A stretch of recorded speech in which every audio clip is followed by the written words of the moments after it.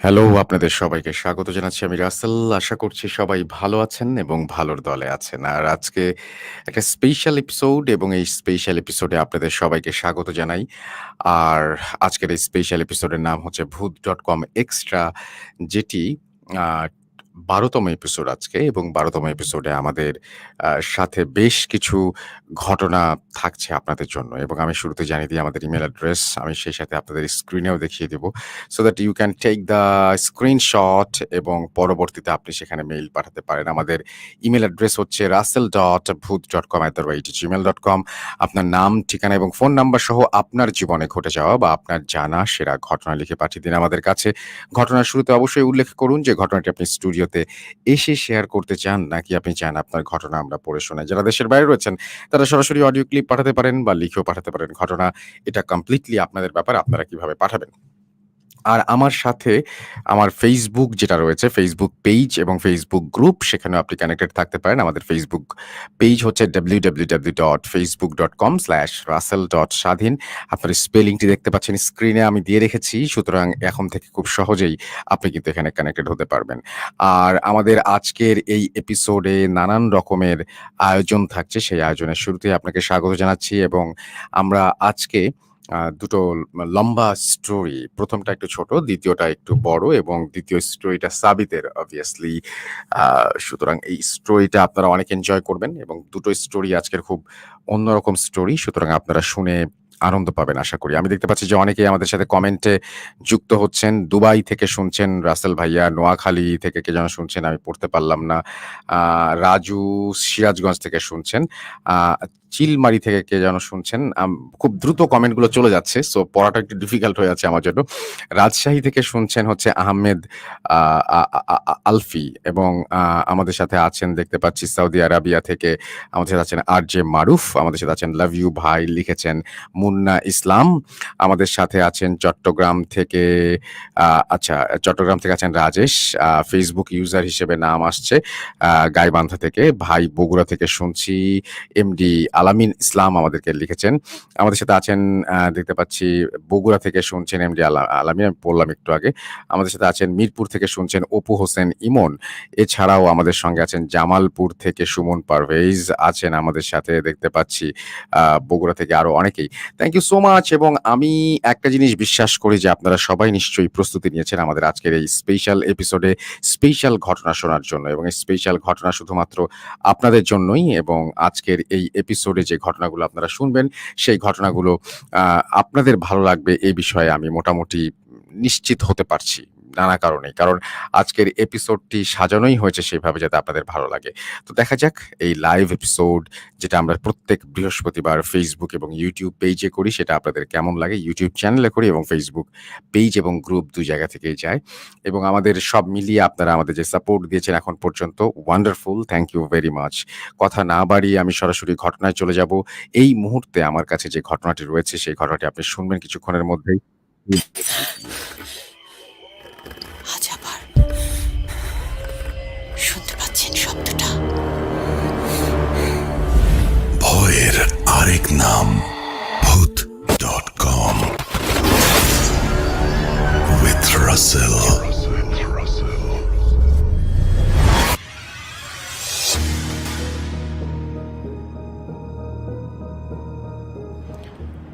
যেভাবে লেখা আছে আমি সেভাবেই পড়ছি। আসসালামু আলাইকুম রাসেল ভাই, আপনি কেমন আছেন? জানি আপনি সবসময় ভালোর দলে থাকেন। তারপরও জিজ্ঞেস করলাম। আলহামদুলিল্লাহ, আমি এবং আমার পরিবারের সবাই আল্লাহর রহমতে অনেক ভালো আছি। আমি চাই আপনি আমার ঘটনাটা পড়ে শোনান। আমার নাম শামীম আহমেদ। আমি বর্তমানে ঢাকার ডেমরাতে নিজ বাড়িতেই আছি। আমি সেই ২০১২ সাল থেকে নিয়মিত ভূত এফএম শুনে আসছি, কিন্তু ভূত এফএমের আগের যে পর্বগুলো মিস করেছি তা সব ডাউনলোড করে শুনেছি। তাই ধরা যায় ২০১০ সাল থেকে আমি আপনার সাথে আছি। কিন্তু ২০১৯-এ যখন ভূত এফএম বন্ধ হয়ে যায় তখন খুবই হতাশ হয়ে যাই। কারণ আমার একটা ঘটনা, অবশ্য আমার না, আমার ওয়াইফের সাথে ঘটে যাওয়া ঘটনা পাঠাবো করে ভূত এফএমই বন্ধ হয়ে যায়। দীর্ঘদিন পরে ফেসবুকের মাধ্যমে জানতে পারি আপনি ভূত.com নিয়ে আমাদের মাঝে ফিরে এসেছেন। তাই আপনার কাছে ঘটনা পাঠানোর পুরনো ইচ্ছেটা আবার নতুন করে জেগে উঠল। তাই ঘটনাটা আপনার কাছে লিখে পাঠালাম। ভালো লাগলে পড়ে শোনাবেন এবং ভুল হলে ক্ষমার দৃষ্টিতে দেখবেন। এটা আমার ওয়াইফের সাথে ঘটে যাওয়া একটা ঘটনা। ঘটনাটা ছোট মনে হতে পারে, কিন্তু এটার রেশ অনেক দিন যাবৎ চলে আসছে। এটার সাক্ষী আরও দুজন আছে, যা ঘটনা শুনলেই বুঝতে পারবেন। তো আর কথা না বাড়িয়ে সরাসরি ঘটনায় চলে যাই। আমি বিয়ে করি 2009 সালের এপ্রিল মাসে। আমার ওয়াইফের নাম রুমা আখতার। আমার বউ সম্পর্কে আমার চাচাতো বোন। আমরা প্রেম করে বিয়ে করি ফ্যামিলির অমতে। আমরা আমাদের বিয়ের প্রায় 1.5 বছর আগে থেকেই প্রেমের সম্পর্কে জড়িয়ে পড়ি। আমরা যখন প্রেম করি তখন আমার বউ লুকিয়ে আমার সাথে মোবাইল ফোনে কথা বলতো, কারণ আমাদের সম্পর্কটা কেউ মেনে নিতে চায়নি।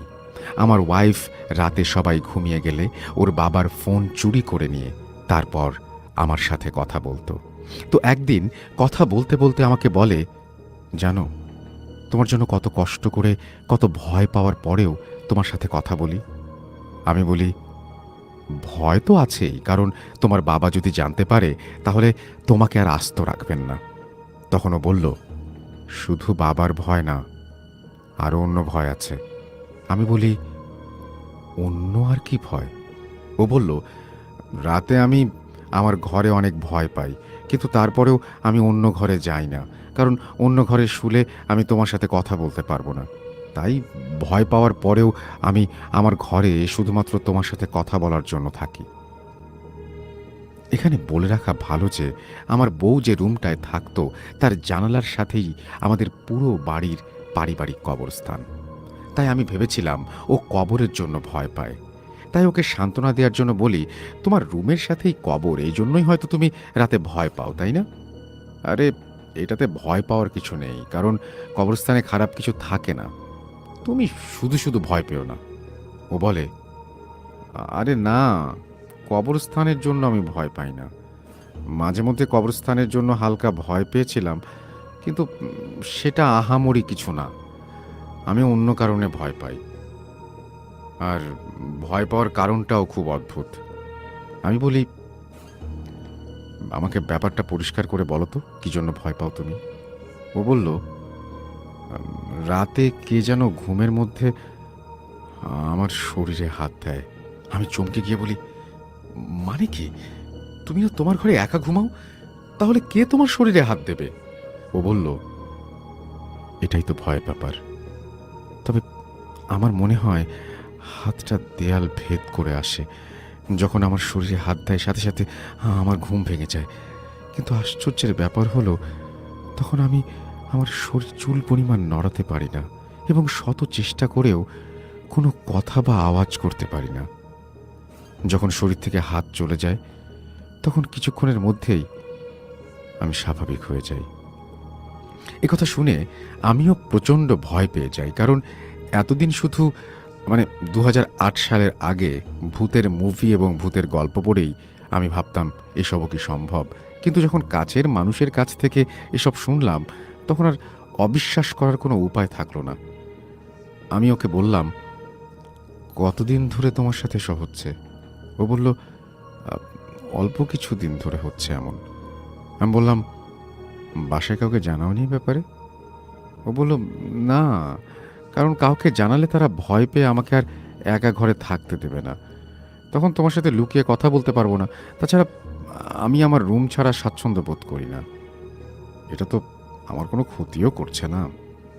তখন আমি বললাম, ঠিক আছে, তুমি যদি ভয় পাও, ভয় পাওয়ার পরেও তোমার রুমে থাকতে পারো, তাহলে আমিও আর জোর করব না তোমাকে অন্য রুমে থাকার জন্য। তখন পর্যন্ত আমার ওয়াইফ আর আমি ছাড়া অন্য কেউ জানতো না যে ওর রুমে প্যারানরমাল অসুবিধা আছে। কিন্তু সেই কথা খুব বেশি দিন গোপন থাকলো না। কিছুদিন পর আমার ফুফাতো বোন জেসমিনও এই ভয়াবহতার শিকার হলো। একদিন আমার বউ বলল, জানো, গতরাতে জেসমিন আমার সাথে ঘুমিয়েছিল, মাঝরাতে ও ভয় পেয়ে চিৎকার করে ওঠে। তখন ব্যাপারটা যাতে সবাই বুঝতে না পারে সেজন্য ওকে বলি, তোকে হয়তো বোবায় ধরেছে বা দুঃস্বপ্ন দেখেছিস, তাই তুই ভয় পেয়েছিস। পরে সকালবেলা জেসমিনকে ব্যাপারটা বুঝিয়ে বলি এবং এই ব্যাপারে সে যেন কাউকে কোনো কিছু না বলে এটাতে সতর্ক করে দেই। জেসমিন আমাদের ব্যাপারে সব জানতো, তাই ও এই ভয়ের বিষয়টা নিয়ে আর কারোর সাথে কোনো কথা বলেনি। কিন্তু আমার বউয়ের ঘরে ওর বিয়ের আগ পর্যন্ত ও আর থাকেনি। বিয়ের কথা বললাম কেন সেটা ঘটনার শেষের দিকে বুঝতে পারবেন। তো আমার মনের ভেতরেও জেসমিনের ভয় পাওয়ার ব্যাপারে কিছুটা কিউরিসিটি ছিল। তখন আমার বউকে আমি বললাম, দিনের বেলায় জেসমিনের সাথে আমার কথা বলিয়ে দিও, ওর সাথে কি হয়েছে সেটা ওর মুখ থেকেই শুনবো। 2-3 দিন পর দিনের বেলায় আমার বউ জেসমিনের সাথে আমার কথা বলিয়ে দেয়। তখন আমি বলি, কিরে জেসমিন, তুই নাকি তোর আপার সাথে ঘুমাতে গিয়ে ভয় পেয়েছিস, কি হয়েছিল সেদিন একটু বলতো। জেসমিন বলল, হ্যাঁ ভাইয়া, প্রচণ্ড ভয় পেয়েছিলাম। মনে হলে এখনও বুকটা কেঁপে ওঠে। রাতে ঘুমানোর পরে হঠাৎ মনে হলো রুমা আপা আমার শরীরে হাত দিয়েছে। আমি তো ব্যাপারটা স্বাভাবিকভাবেই নিয়েছিলাম, ঘুমের মধ্যে এমনটা হতেই পারে, একজন আরেকজনের শরীরে হাত দিতেই পারে। তো আমি শুয়েছিলাম দেয়ালের সাথে, আর রুমা আপা শুয়েছে যে পাশে, সে পাশে দেয়াল নেই কিন্তু হাঁটার জায়গা আছে সেদিকে। যখন মনে হলো আপা আমার শরীরে হাত দিয়েছে, তখন আমি দেয়ালের দিকে পিঠ করে আপার দিকে মুখ করে কাত হয়ে শোয়া ছিলাম। হঠাৎ আমার চোখ খুলে দেখি আমার দিকে পিঠ করে আমার বিপরীত দিকে মুখ ঘুরিয়ে শুয়ে আছে আপা। তখন আমি চিন্তা করলাম যে কে তাহলে হাত দিল। অনেক ভয় পেলাম যে আপা যেহেতু আমার দিকে না ফিরে উল্টো দিক হয়ে শুয়ে আছে, তাহলে আমার শরীরের উপর এটা কার হাত? তার মানে আমার শরীরে যে হাত দিয়েছে সে আছে দেয়ালের ওপাশে। কিন্তু ঘরে তো আমি আর আপা ছাড়া আর কেউ নেই, কারণ শোয়ার আগে আমি নিজের হাতে দরজা বন্ধ করে শুয়েছি। তাই তৃতীয় কোনো ব্যক্তি এ ঘরে আসা অসম্ভব। আর এটা ভেবে আমি ভীষণভাবে ভয় পেয়ে যাই এবং চিৎকার করার চেষ্টা করি, কিন্তু আমার গলা দিয়ে কোনো শব্দ বের হচ্ছিল না। আর নড়াচড়া করে আপাকে ডাক দেব সেটাও পারছিলাম না। ভয়ের চোটে আমার মারা যাওয়ার মতো অবস্থা হয়েছিল। এভাবে কতক্ষণ ছিলাম সঠিক বলতে পারবো না। এক সময় মনে হলো আমার শরীর থেকে হাতটা সরে গেছে এবং আমি নিজেকে নাড়াতে পারছি। তখন আর দেরি না করে চিৎকার দিয়ে আপাকে ডেকে তুলি এবং বলি কে যেন আমার শরীরে হাত দিয়েছে। ঘটনা এখানেই শেষ নয়, এটা অনেক দিন যাবৎ চলমান ছিল। তার কিছুদিন পরেই আমার স্ত্রীর মামাতো বোন সাবিনা এই ভয়ের শিকার হয়। সেদিনের ঘটনা আরও ভয়াবহ। ঘটনার পরের দিন আমার বউ ফোন দিয়ে বলে, গতকালের ঘটনা শুনলে তো তুমি ভয় ফ্রিজ হয়ে যাবে। আমি বললাম, কি হলো আবার? ভূতের সাথে কি দেখা হয়ে গেল নাকি? ও বলল, অনেকটা ওই রকমই হয়েছে। কিছুটা আশ্চর্য হয়ে বলি, মানে কি, সবটা খুলে বলো তো আমাকে। ও বলল, অনেকদিন পর গতকাল আমার মামাতো বোন সাবিনা আমাদের বাসায় বেড়াতে আসে। তো রাতের বেলায় ও আমার সাথে ঘুমায়, কিন্তু আমি আমার রুমের কাহিনী ওকে বলিনি, কারণ ও একটু ভিতুর ডিম। পরে যদি আমার কাছেই না আসে, আর সবার সাথে হয়তো এমনটা নাও ঘটতে পারে, সেই চিন্তা করে ওকে কোনো কিছু বলিনি। তো মাঝরাতে ওর গায়ে যখন হাতটা পড়ে তখন ওর ঘুম ভেঙে যায়।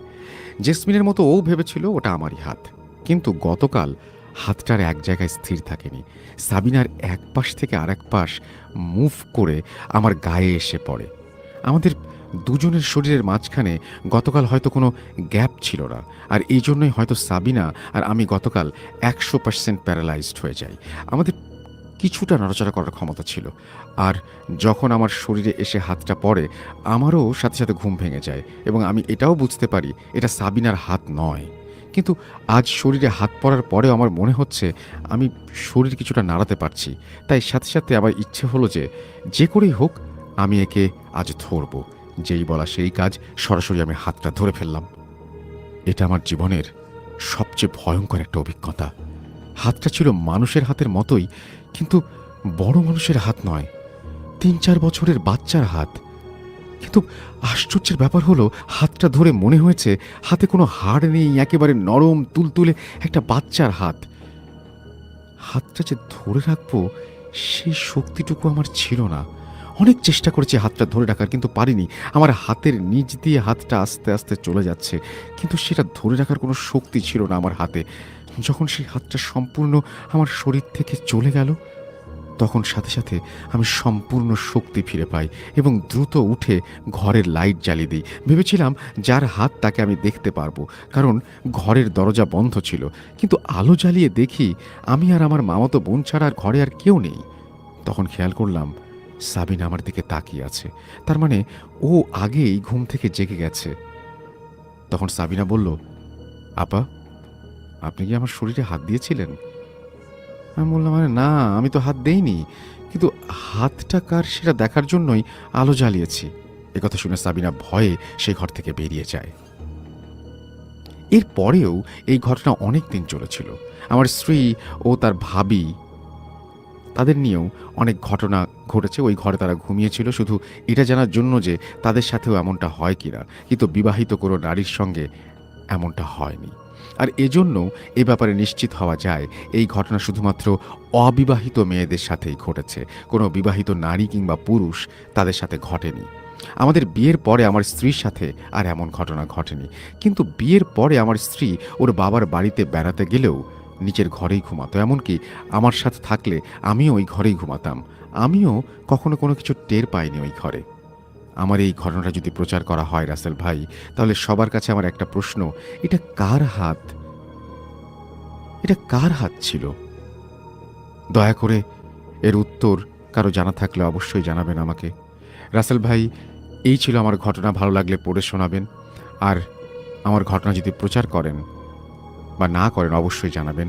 লেখায় কোনো ভুল ত্রুটি হলে সেটা ক্ষমা সুন্দর দৃষ্টিতে দেখবেন, কারণ আমার লেখার হাত খুব একটা ভালো না। নাম মোহাম্মদ শাহমিম আহমেদ, এবং তিনি তারপরে তার ফোন নাম্বার আর সব কিছু শেয়ার করেছেন। Thank you very much. আমাদেরকে ঘটনা পাঠান। নিশ্চয়ই আপনার জীবনেও এরকম ঘটনা রয়েছে। আর ঘটনা পাঠাতে হলে আমাদের ইমেল অ্যাড্রেসটা মনে রাখতে হবে। আমাদের ইমেল অ্যাড্রেস হচ্ছে russell.booth.com@gmail.com। আপনার নাম, ঠিকানা এবং ফোন নাম্বার সহ আপনার জীবনে ঘটে যাওয়া সেরা ঘটনা পাঠিয়ে দিন আমাদের কাছে। অপেক্ষায় থাকলাম আপনার ঘটনায়।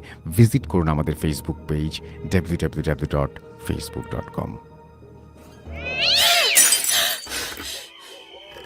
আজ আবার শুনতে পাচ্ছেন শব্দটা? ভয়ের আরেক নাম ভূত.com with Russell. ইয়েস, ভয়ের আরেক নাম ভূত.com। আপনারা শুনছেন আমাকে। আশা করছি আপনারা সবাই ভালো আছেন এবং ভালোর দলে আছেন। আর কেমন লাগলো আমাদের স্টোরিটা? আই হোপ আমাদের স্টোরিটা আপনাদের ভালো লেগেছে, এবং যদি ভালো লাগে তাহলে অবশ্যই আমাদের জানাবেন। যদি ভালো না লাগে সেটাও আমাদের জানাবেন কমেন্ট করে, এবং আমি আপনাদের কমেন্টের অপেক্ষায় রয়েছি। আরেকটা জিনিস আমি আপনাদের বলতে চাই, সেটা হচ্ছে যে যেখানে আছেন না কেন, যারাই আমাদের এখানে শুনছেন না কেন, আমরা এটা ফেসবুকেও দিয়েছি।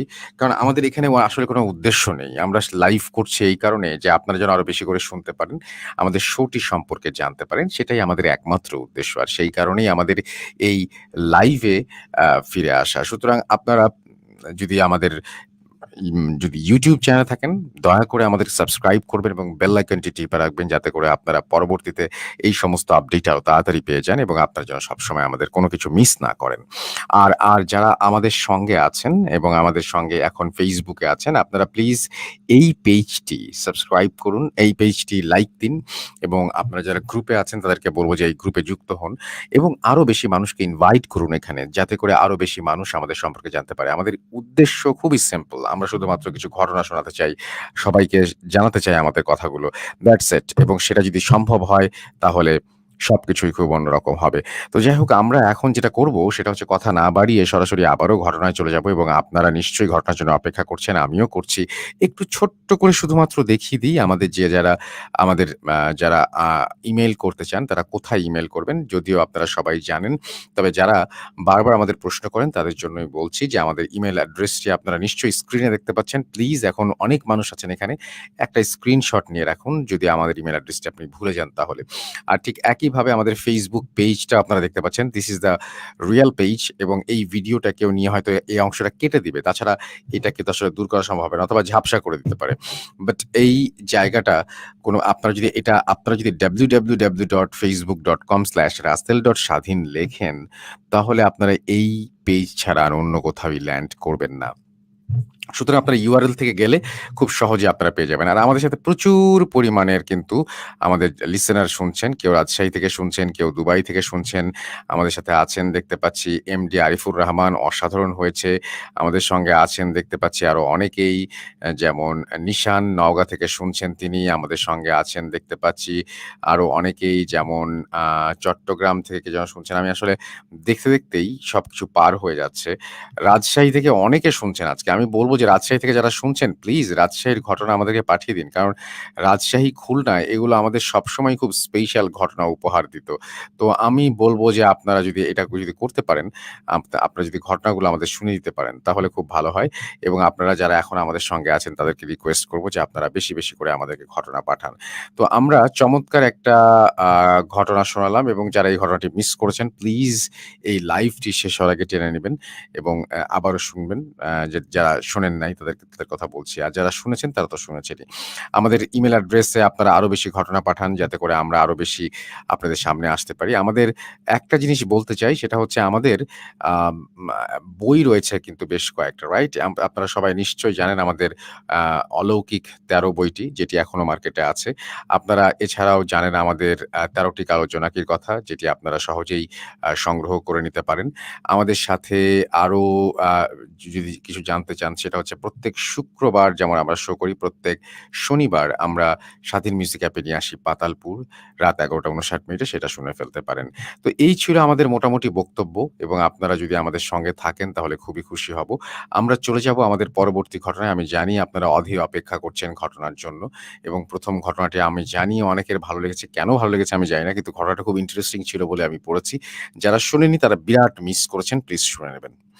আমরা চলে যাব আমাদের পরবর্তী ঘটনায়।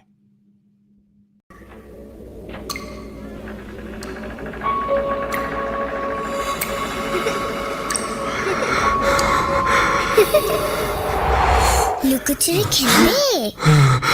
লুকোচুরি? তুমি লুকাও, আমি ঠিকই তোমাকে খুঁজে পাবো।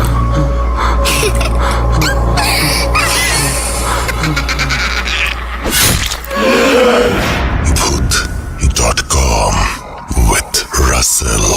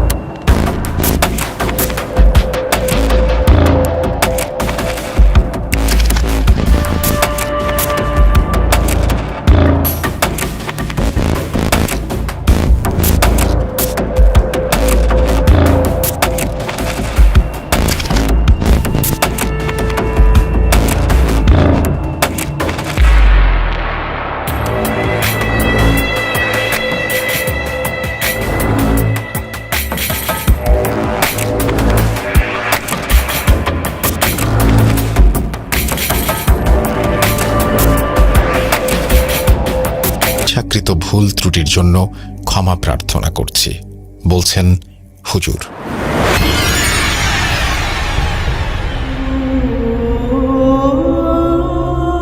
বিসমিল্লাহির রহমানির রহিম।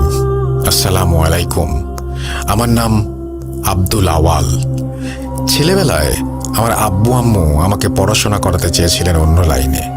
আমার বড় ভাই আব্দুল করিম, উনি আমার থেকে 7 বছরের বড়। আমার বয়স যখন 14 বছর, তখন আমার ভাই একজন হুজুর হিসেবে মসজিদে কাজ করতেন। আমার আম্মু ছিলেন না।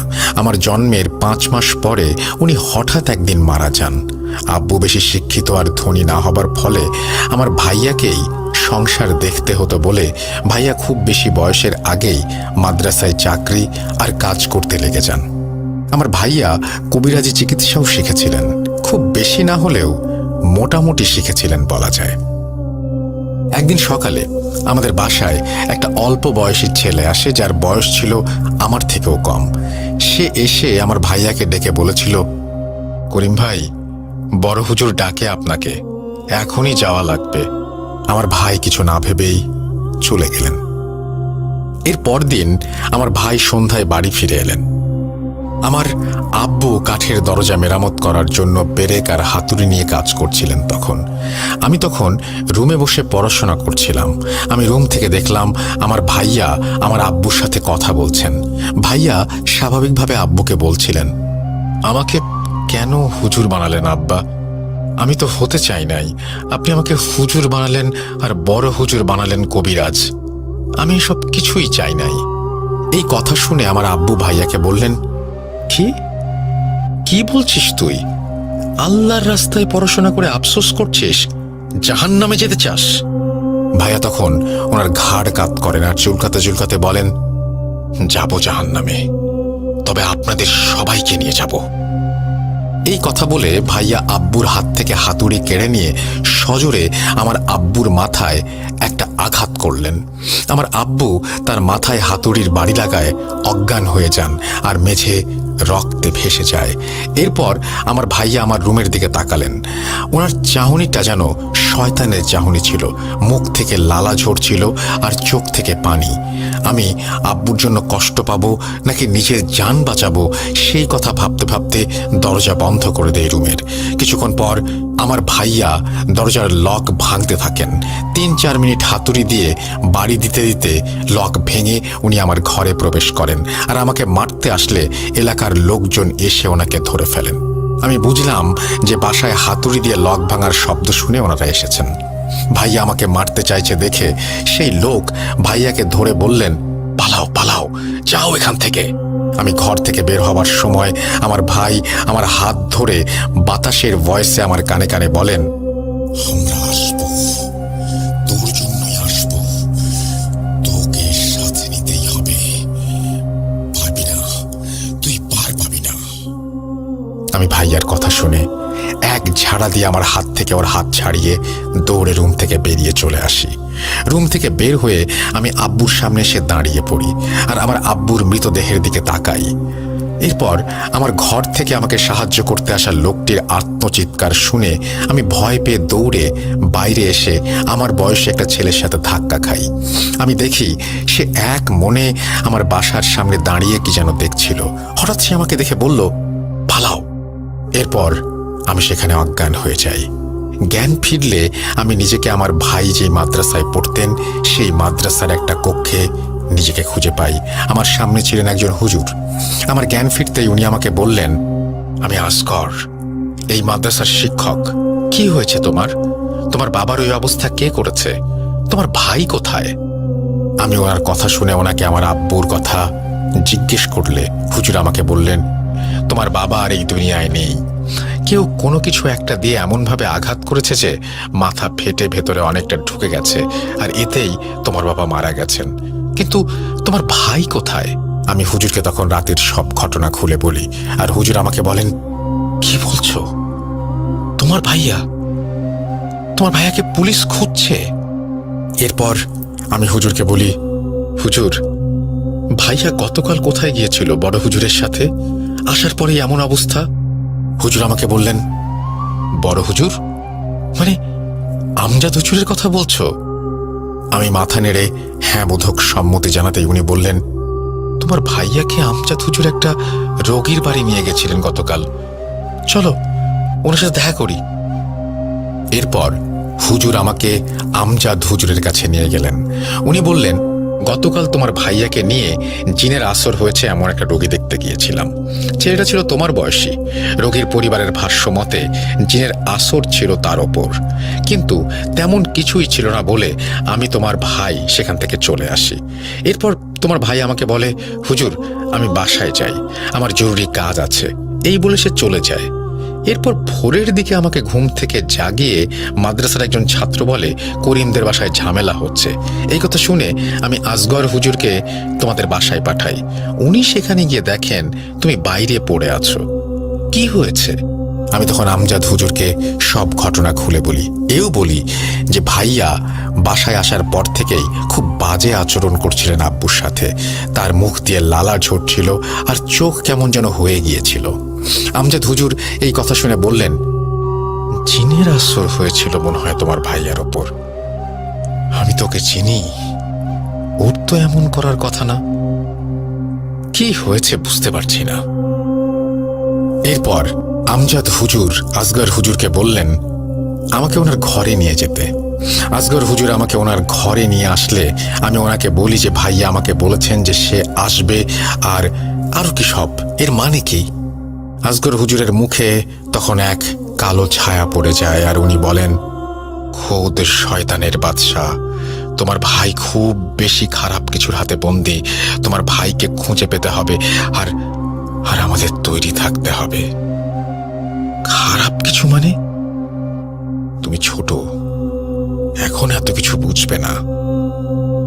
আমাকে তৈরি করুন হুজুর, আমি কবিরাজি শিখব, আল্লাহর কালামের শক্তি অর্জন করব। আমাকে শিখান, ভাইয়াকে খুঁজে বের করে ওকে আমি ভালো করে তুলব। এই রাস্তা থেকে পালাবার বা পেছন ফেরার কোনো উপায় নেই বাবা। তোমার ভাই আমাদের আমজাদ হুজুরের ছাত্র ছিলেন, ভালো ছেলে ছিলেন উনি। তুমিও ওর পথে হাঁটবা? তুমি কি রাজি আছো নিজের জীবন বদলে ফেলতে? তুমি ভালো ছাত্র, সামনে আল্লাহর ইচ্ছা থাকলে ভালো ভবিষ্যৎ তোমার। তুমি কি সেই সুন্দর ভবিষ্যৎ ত্যাগ করবা? আল্লাহ আমাকে এই মোড়ে এনেছেন হুজুর, আপনি আমাকে শেখান। আমি আমার বাবাকে হারালাম আজ, আমার ভাইকে আমার খুঁজে পেতে হবে। সে আমার একমাত্র পরিবার এখন। এরপর হুজুর আমাকে কবিরাজি আর আল্লাহর রাস্তায় শয়তানের বিরুদ্ধে একজন যোদ্ধা হিসেবে তৈরি করতে রাজি হন। বছরে বছর চলে আমার শিক্ষা। এভাবে 12টা বছর কেটে যায়। আমি শিখেছিলাম আর বিভিন্ন জায়গায় আমার ভাইকে খুঁজছিলাম। আমার ভাইকে আমি কোথাও খুঁজে পাচ্ছিলাম না, আর আমি শয়তানি কোনো অস্তিত্ব অনুভব করিনি এই 12 বছরে। আস্তে আস্তে দিন পার হতে থাকে আর আমি আমার ভাইয়ের খোঁজ করা জারি রাখতেই থাকি, কিন্তু আশা যেন প্রায় ছেড়েই দিয়েছিলাম। এর কয়েক বছর পর একদিন আসগর হুজুর আমাকে ডেকে বললেন, আওয়াল, তুমি এখন প্রস্তুত। এই 16-17 বছরে আমি তোমাকে কখনোই কোনো কাজে নিয়ে যাইনি, তবে একটা সমস্যা পেয়েছি যার চিকিৎসার কাজ করতে হবে। যাবে আমার সাথে? তোমার ভাই যদি কখনো ফিরে আসে তবে তোমাকে তার ভেতরে থাকা শয়তানের মোকাবেলা করতে হবে। তোমাকে এখন থেকেই অভ্যস্ত হতে হবে। তুমি এখন প্রস্তুত? যাবে? আমি ইনশাআল্লাহ আর অবশ্যই যাব বলে জানাই হুজুরকে।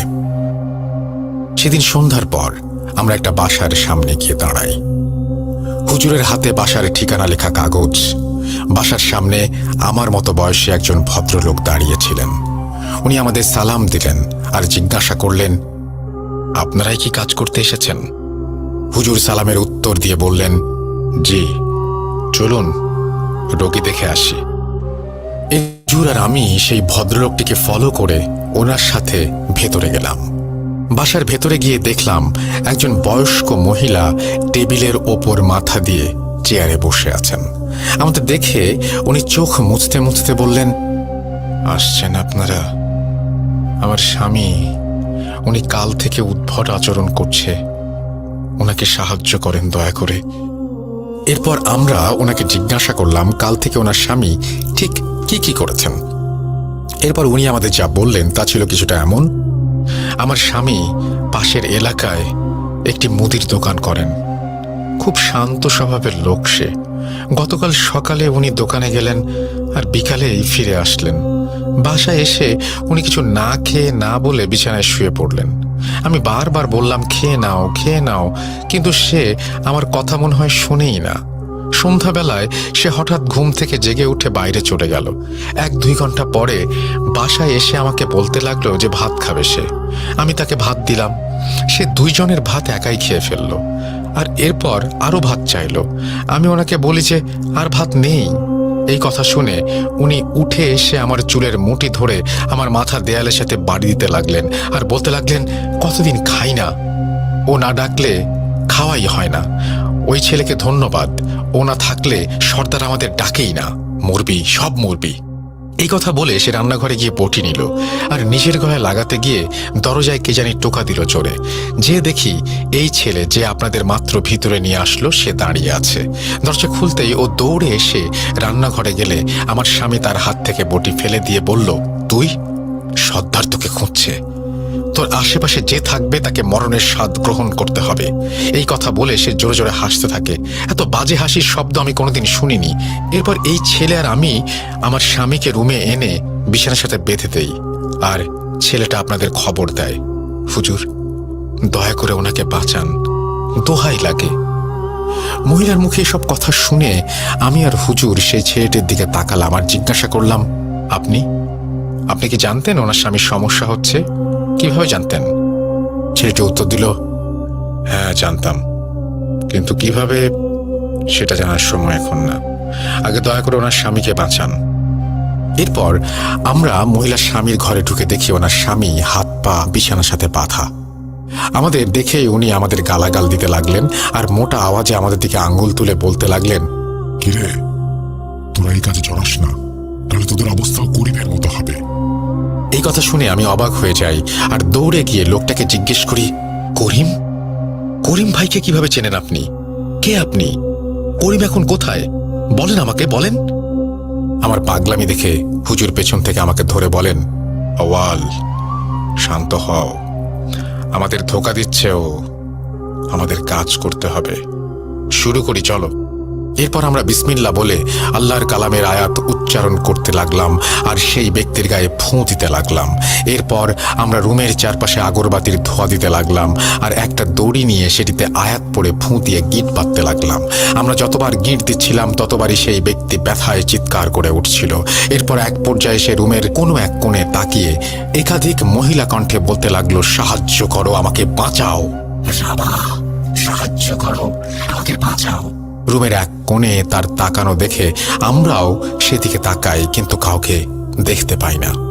এরপর সেই ব্যক্তি হাত পায়ের বাঁধন ছিঁড়ে আসগর হুজুরের ওপর এসে লাফ দেন আর ওনার গলা টিপে ধরেন।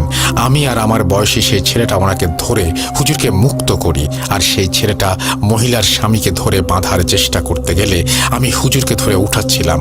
হুজুরকে উঠিয়ে আমি সেই লোকের দিকে তাকিয়ে দেখলাম সেই লোকটি আমার বয়সী ছেলেটির কানে কানে ঠান্ডা হয়ে শুয়ে শুয়ে কি যেন বলছে। আমি আর হুজুর এই দেখে জলদি লোকটিকে বেঁধে ফেলি আর সেই ছেলেটিকে আমি টান দিয়ে আমার সামনে এনে বলি, কি বলছে শয়তান আপনাকে? বলুন আমাকে, আমার ভাইকে নিয়ে কিছু বলছে, বলুন। সেই ছেলেটি আমার দিকে ফ্যাল ফ্যাল করে তাকিয়েছিল কিন্তু কিছু বলল না। তখন হুজুর আমাকে ধমক দিয়ে বলল, আওয়াল তুমি এখানে চিকিৎসা করতে এসেছো নাকি তোমার ভাইকে খুঁজতে? বের হও সবাই ঘর থেকে, বের হয়ে যাও সবাই। হুজুরের মুখে এই কথা শুনে আমি সেই ছেলেকে নিয়ে বের হয়ে আসি রুম থেকে বের হয়ে আমি হাতে তসবিহ নিয়ে জিকির করতে থাকি। প্রায় 7-8 মিনিট পর রুম থেকে হুজুর বের হয়ে আসেন। বের হয়ে শুনি বললেন, সমস্যার সমাধান হয়ে গেছে, আওয়াল চলো মাদ্রাসায় ফিরে যাই। এই কথা বলে উনি আমার হাত ধরে আমাকে নিয়ে চলে যাচ্ছিলেন। আমি দেখলাম হুজুর যেন হাঁটতে হাঁটতে পড়ে যাচ্ছেন। আমি ওনাকে ধরে জিজ্ঞেস করলাম, হুজুর আপনি ঠিক আছেন? কি হয়েছে আপনার?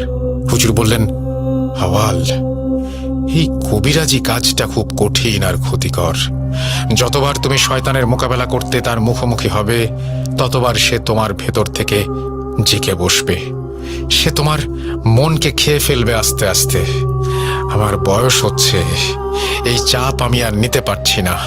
শরীরটা খারাপ লাগছে বাবা। আর হ্যাঁ শোনো, এই যেই ছেলেটাকে দেখলে, সে খুব খারাপ কিছু একটাকে আহ্বান করেছে। ভুগতে হবে আমাদের সবাইকে। সাবধান, তুমি ওই ছেলের থেকে দূরে থাকবে, আর পারলে এই কাজটাও ছেড়ে দাও।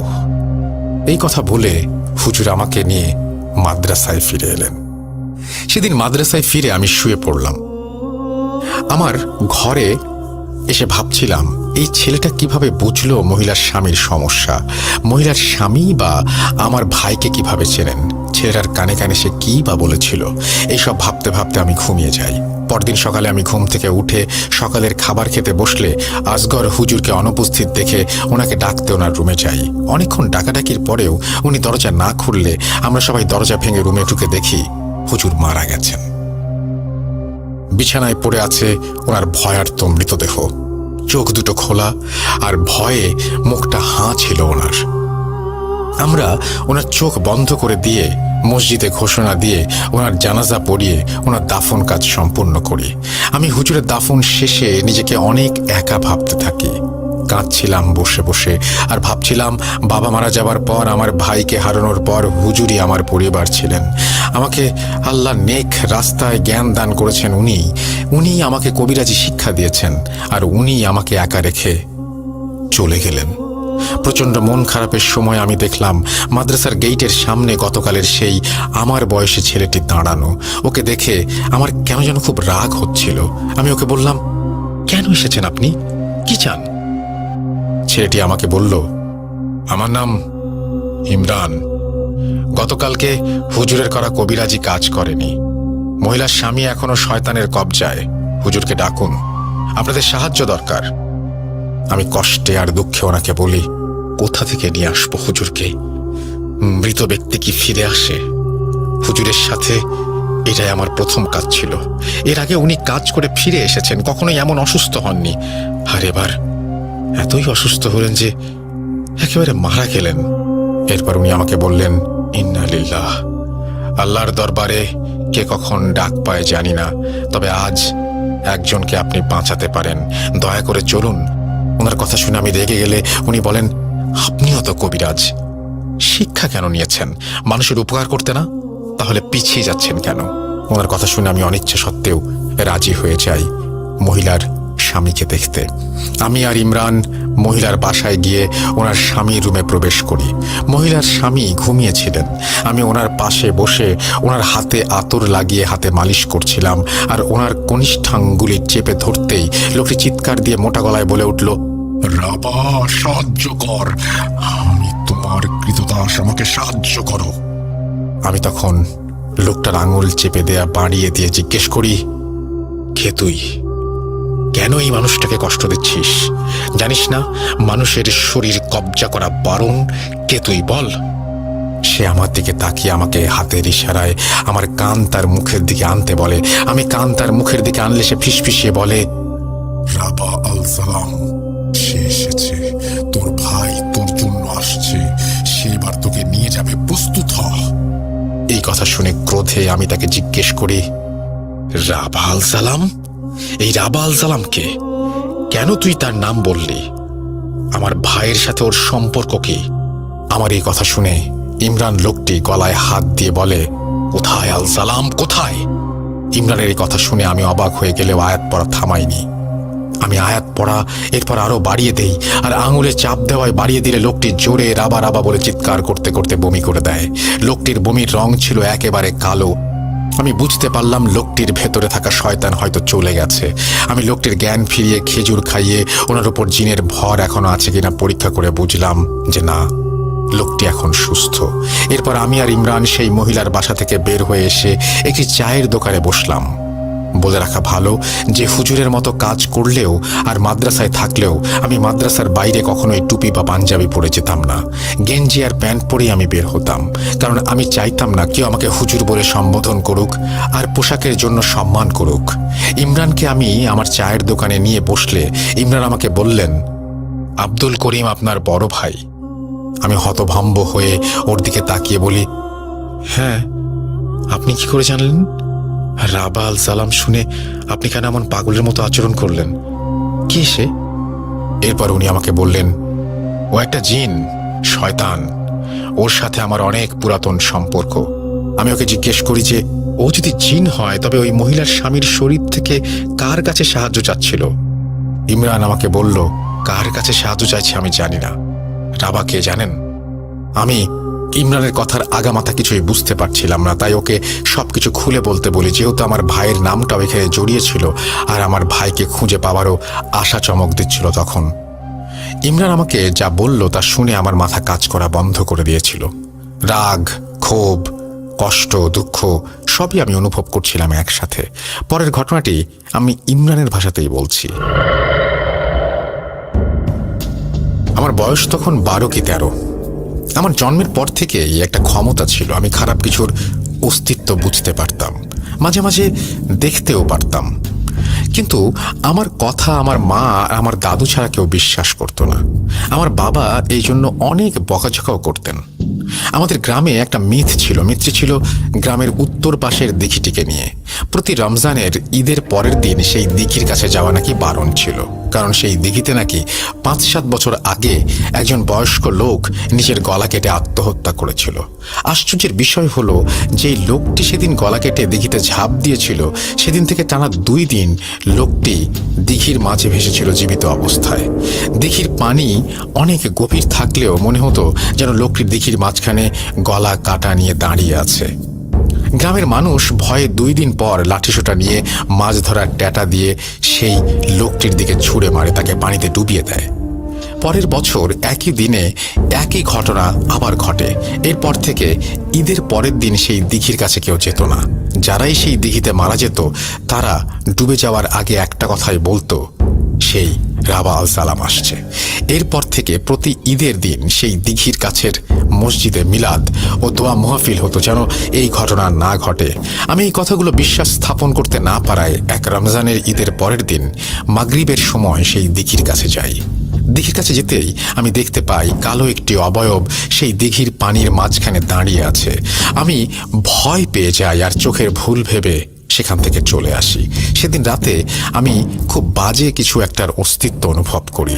কেউ যেন বাতাসের আওয়াজে আমাকে বলছে, আমাকে তোর ভেতরে আসতে দে, আমি তোর সাথে মিলে মানব জাতি শেষ করে দেব।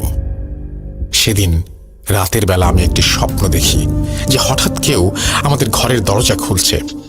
শব্দ পেয়ে বিছানা থেকে উঠে দেখি আমার আম্মু দরজা খুলে বেরিয়ে যাচ্ছিলেন। তিনি আমার থেকে অনেকটাই সামনে চলে এসেছিলেন। এরপর আমি দেখলাম আমার আম্মু দিঘির পাড়ে চলে এসেছেন হাঁটতে হাঁটতে। হঠাৎ আমি দেখলাম আমার আম্মু দিঘিতে ঝাঁপ দিলেন। এই দৃশ্য দেখে যে কেউ যেমন তার মাকে বাঁচাতে এগিয়ে যাবে, আমিও তেমন আচরণ করিনি। আমার কাছে বিষয়টা খুব ভালো লেগেছিল। এদিকে আমার আব্বু আর দাদু জেগে উঠে আমাকে আমার আম্মুকে খুঁজতে দিঘির পাড়ে চলে আসেন আর দেখেন যে আমি দিঘির পাড়ে দাঁড়িয়ে আছি আর আমার আম্মু দিঘির পানিতে ছটফট করছেন। এই দেখে আমার আব্বু আমার আম্মুকে বাঁচাতে দিঘিতে নামতে লাগলেন, কিন্তু উনি আমার আম্মুকে বাঁচাতে পারেননি। এরপর আমার আর কিছু মনে নেই। পরের দিন আমার চোখ খুললে আমি দেখি একজন হুজুর আর আপনার ভাই করিম আমার সামনে বসে আছেন। সাথে আছেন আমার আব্বু আর আমার দাদু। শুরুতেই আমি স্বপ্নের কথা মনে হতেই আমার আম্মুকে খুঁজতে থাকি, কিন্তু কিছু বলার আগেই আমার আব্বু আমার গলা টিপে ধরেন। অভয়া একটা, নিজের মায়ের সাথে আমার মাকেও খেলি তুই মরে যাস না কেন? আমার দাদু আমার গলা থেকে আমার আব্বুর হাত ছাড়িয়ে দিলে আমার দাদু কাঁদতে কাঁদতে বলেন, এইটা কি হলো দাদু ভাই? তুমি তোমার আম্মুকে পানি থেকে তোলার চেষ্টাও করলা না? তুমি দিঘির পাড়ে দাঁড়িয়ে হেসে ফেটে পড়ছিলা। তোমার বাবা তোমার আম্মুকে দিঘি থেকে তোলার আগেই সে মারা গিয়েছিল। তোমার মাকে বাসায় এনে দেখি তোমার দাদির ঘরে চালার বাঁশের সাথে জড়িয়ে পেঁচিয়ে নিজের জীবন দিয়ে দিয়েছে। কেন দাদু ভাই, কেন তুমি দিঘির পাড়ে গেলা? এরপর আমি মনে মনে ভাবি, এসব তাহলে স্বপ্ন ছিল না, বাস্তব। নিজেকে চরম দোষী ভাবতে ভাবতে কিছু বলার আগেই আপনার ভাই আর হুজুর আমাকে পরীক্ষা করে আমার আব্বু আর দাদুকে বললেন, এই ছেলের ভেতর কোনো জিনের বাস নেই, ও সম্পূর্ণ সুস্থ, আপনারা চিন্তা করবেন না। এই বলে আপনার ভাই আর হুজুর চলে যান। সেদিন রাতের বেলা আমি আমার ঘুমের মাঝে আবারও আমার ঘরে বাজে কিছুর অস্তিত্ব টের পাই। এরপর আমি ঘুমের মাঝে স্বপ্ন দেখি একটা বাড়ি, যার বাইরে ভয়ার্ত নজরে এক ছেলে দাঁড়িয়ে আছে বাড়িটির দিকে তাকিয়ে। এরপর আমি বিছানা থেকে উঠে হাঁটতে লাগলাম। আমার ঘোর ভাঙলো একটা ছেলের ধাক্কায়। আমি তখন দেখলাম যে ছেলের ধাক্কায় আমার ঘোর ভাঙলো সেই ছেলেটি একটু আগে দেখা আমার স্বপ্নের মতো একটি বাড়ির সামনে দাঁড়িয়ে বাড়ির দিকে তাকিয়ে আছে। হঠাৎ দেখলাম ছেলেটি অজ্ঞান হয়ে মাটিতে পড়ে গেল। এরপর কয়েকজন লোক আমাকে আর ছেলেটিকে ধরাধরি করে নিয়ে যাচ্ছিল। এমন সময় ঘর থেকে সকালে আসা করিম হুজুর অর্থাৎ আপনার ভাই বেরিয়ে আসলেন।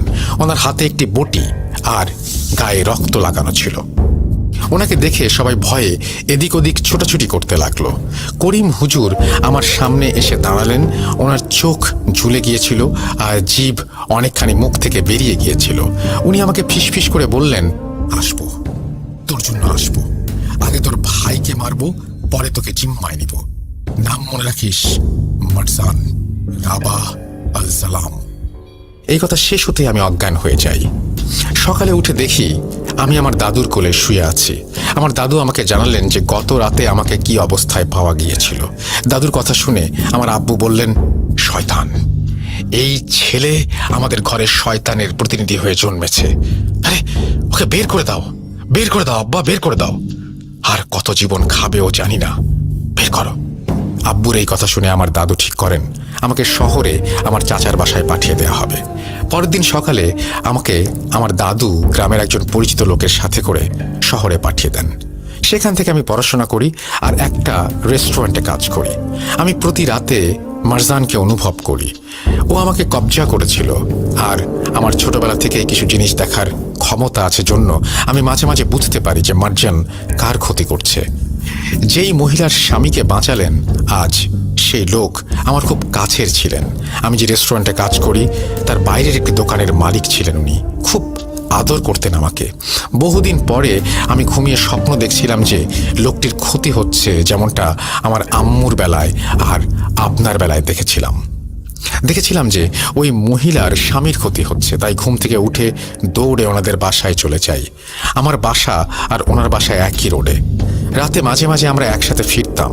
ওনার বাসায় কখনো যাইনি, কিন্তু চেনা ছিল আমার।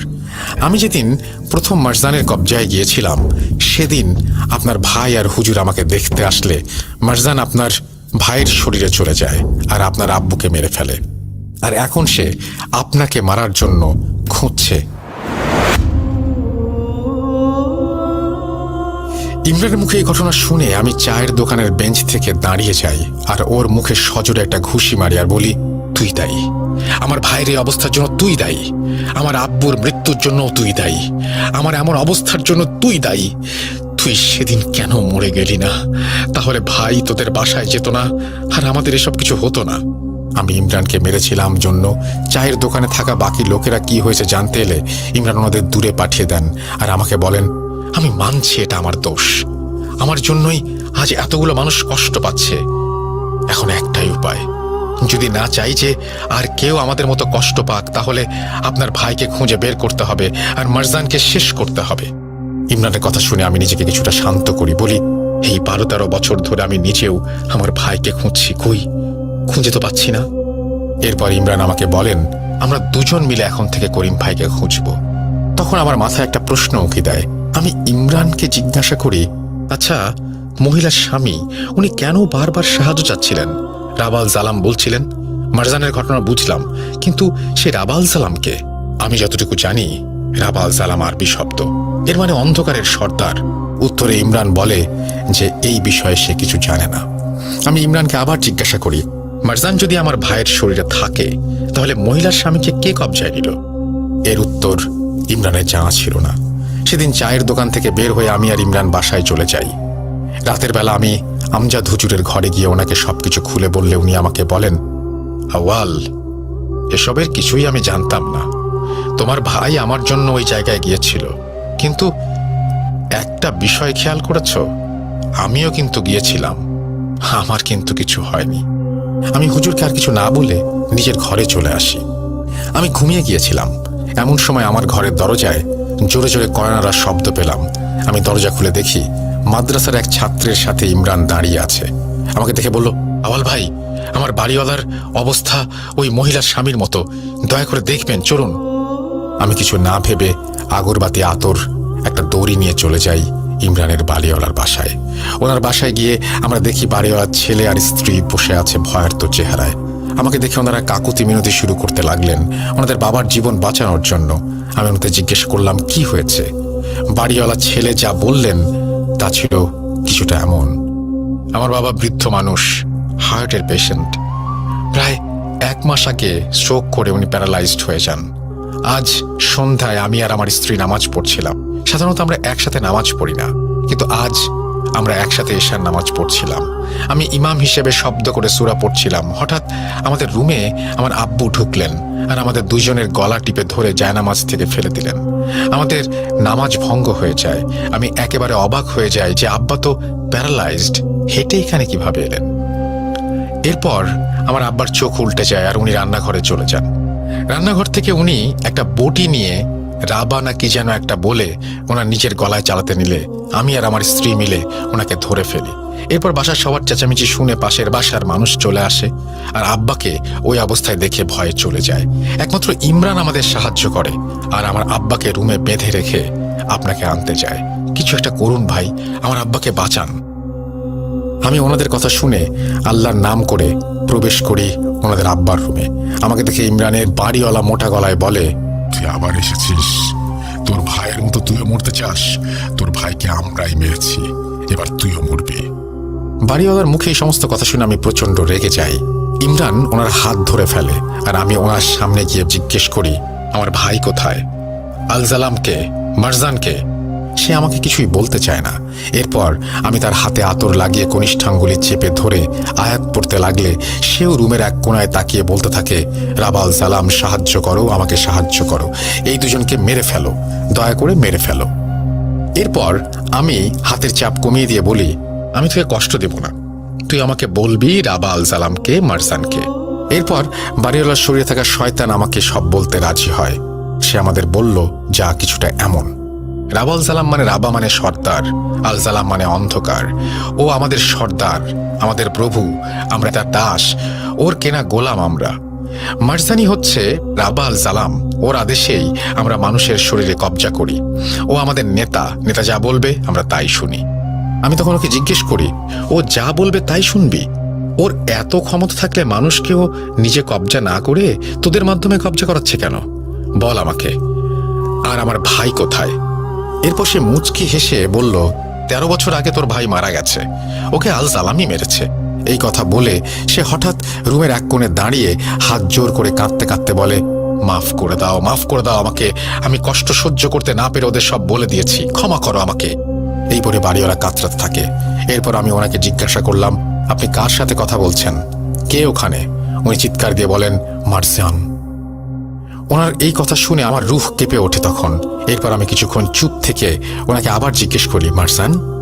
তখন ইমরানের দিকে আঙুল তুলে বলে, এইখানে। এই বলে সে বমি করে দেয় মহিলার স্বামীর মতো। এরপর আমি বুঝতে পারি জিনটা তাকে ছেড়ে গেছে। বাড়িওয়ালা বাসা থেকে বের হয়ে আমি ইমরানকে নিয়ে মাদ্রাসায় চলে আসি আর আমজাদ হুজুরের সাথে এই বিষয়ে কথা বলি। আমজাদ হুজুর আমাকে বলেন, দেখো, এটা খুব অন্যরকম একটা সমস্যা, আমি আগে শুনিনি। আমার যা ধারণা সেটা হচ্ছে মারজান একজন সর্দার আর সে সাগরেদদের দিয়ে অন্য মানুষের শরীর কবজা করায়, কিন্তু কেন করে সেটা আমার জানা নেই। ইমরানের বোঝার ক্ষমতা আছে, মনে হয় সেই ক্ষমতা সে দখল করার জন্য এসব করছে। আমি হুজুরকে জিজ্ঞেস করি, তাহলে অন্যান্য ব্যক্তিদের কেন সে কবজা করছে? উত্তরে বললেন, হয়তো এই কাজ সে নিজের শক্তি বাড়াচ্ছে ইমরানের শরীর কবজা করার জন্য। এরপর আমি হুজুরকে বলি, হুজুর, সে বলল আমার ভাই করিম মারা গেছে আমার বাবাকে মারার রাতেই, তাহলে মারজান এখন কোথায় আছে? কাউকে কবজা করে রেখেছে নাকি নিজে থেকেই কাজ করছে? হুজুর আমাকে এই প্রশ্নের কোনো উত্তর দিতে পারেননি। আমার মন সেদিন থেকে অনেক খারাপ ছিল। আমি শয়তানের কথায় বিশ্বাস করি না, তাই আমার ভাই মারা গেছে তা আমি মানতে নারাজ। কিন্তু এও ভাবছিলাম, শয়তানটা যখন সবকিছু বলেই দিয়েছে, তাহলে আমার ভাইয়ের কথাটাই বা মিথ্যা বলবে কেন? আর সত্যি বললেই, যেহেতু মারজান ওকে কষ্ট দিয়েছে, সে মিথ্যা বলছে না। এসব ভাবতে ভাবতে আমি নিজের সাথে স্নায়ুযুদ্ধ করছিলাম।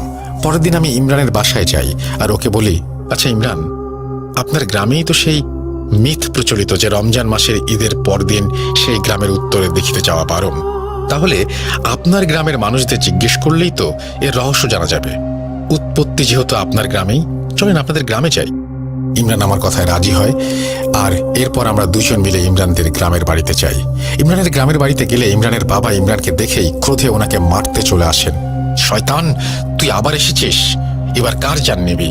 অপয়া একটা, চলে যা। এরপর ইমরানের দাদু ঘর থেকে বের হয়ে আসেন আর ইমরানের বাবাকে শান্ত করে আমাদের ভেতরে নিয়ে যান। আমরা দুপুরের খাবার খাই। এরপর ইমরান ওর দাদুকে মারজানের কথা জিজ্ঞেস করতেই ইমরানের দাদু আমাদের বলেন, বের হয়ে যা আমাদের বাসা থেকে, ওই নাম এখানে নিবা না, আমি কিছু জানি না। তখন আমি ইমরানের দাদুকে আমার পরিচয় দিই আর বলি, 12-13 বছর আগে যে দুইজন হুজুর ইমরানকে দেখতে এসেছিল, ওনাদের মাঝে একজন ছিলেন আমার ভাই, আর এখান থেকে যাবার পর ওনার কি অবস্থা হয়েছিল সেটাও আমি ওনাকে জানাই।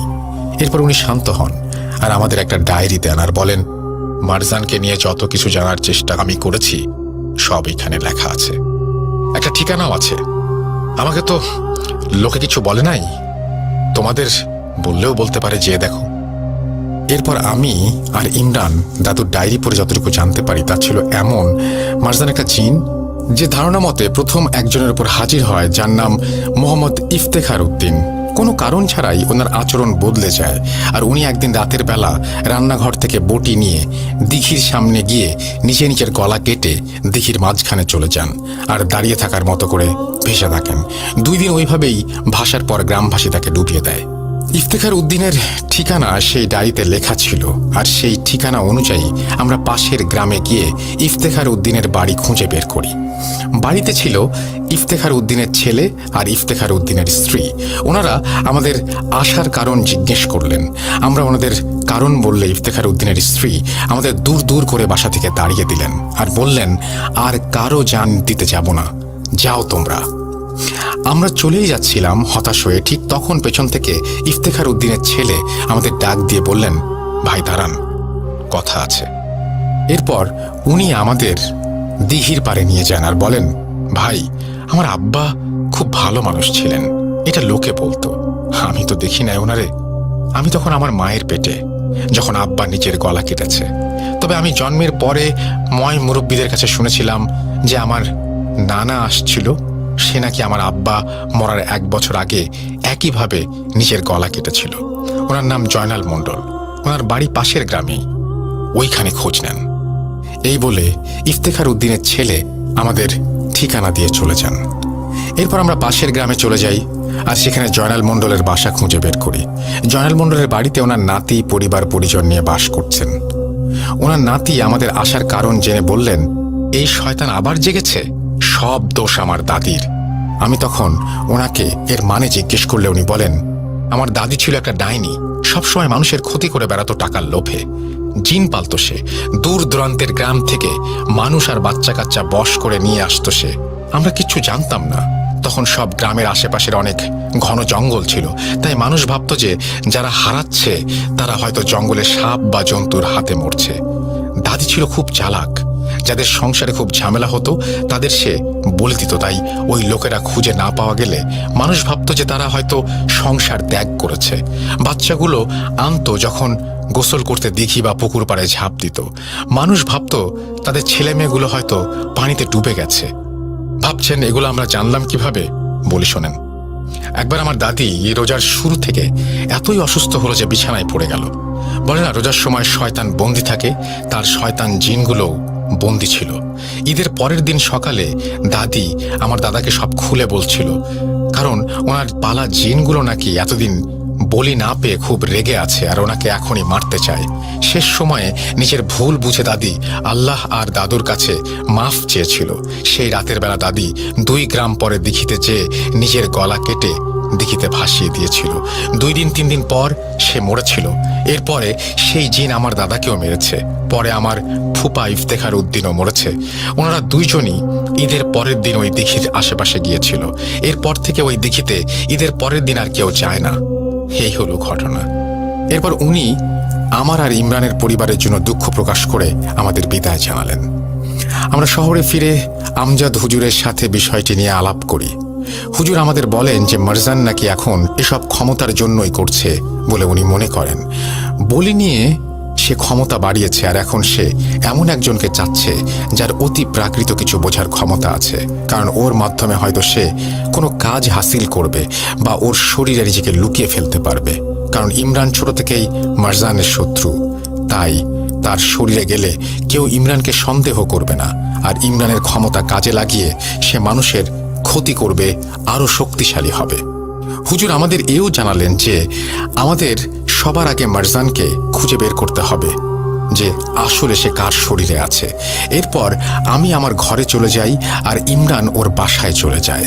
সেদিন রাতে আমি বিষয়গুলো নিয়ে ভাবছিলাম, হঠাৎ আমার মাথায় একটা জিনিস বাড়ি খায়।